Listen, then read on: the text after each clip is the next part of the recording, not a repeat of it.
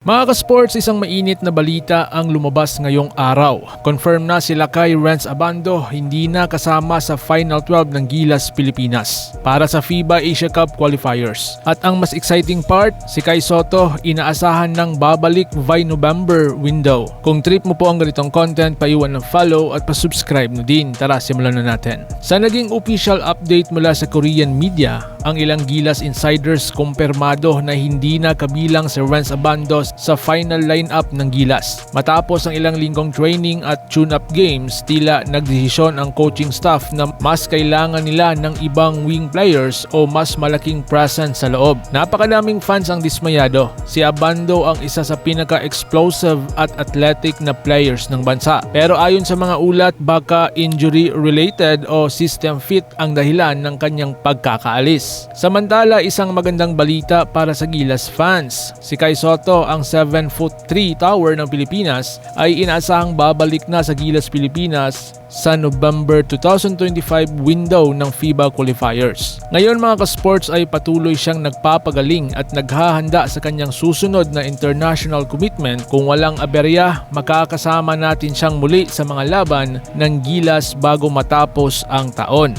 Mixed reaction ang makikita sa social media. Napakadaming fans ang nagtatanong bakit nawala daw si Abando. Sino ang papalit? Handa na ba si Kai Sotto sa November? Ayon sa ilang analyst, ang focus ng Gilas ngayon ay ang balance, offense, defense at height. Kaya siguro mas pinili ang ibang players na mas pasok sa system. Mga ka-sports, tatanungin ko po kayo, ano sa tingin ninyo? Dapat bang isama si Abando sa Final 12? At excited ka bang makita ulit si Kai Sotto na suot ang Gilas jersey? Comment mo na po sa baba at huwag kalimutang mag-like at subscribe para sa updates sa Gilas Pilipinas. So paano? Ingat po kayo.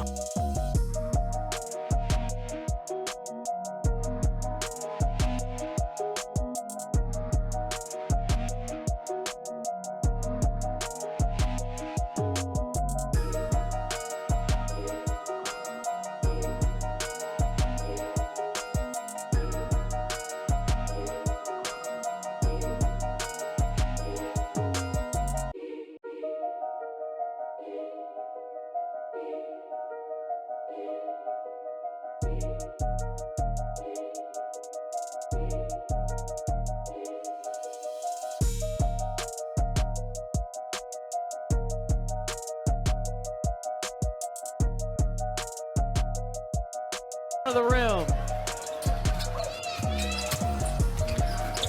And so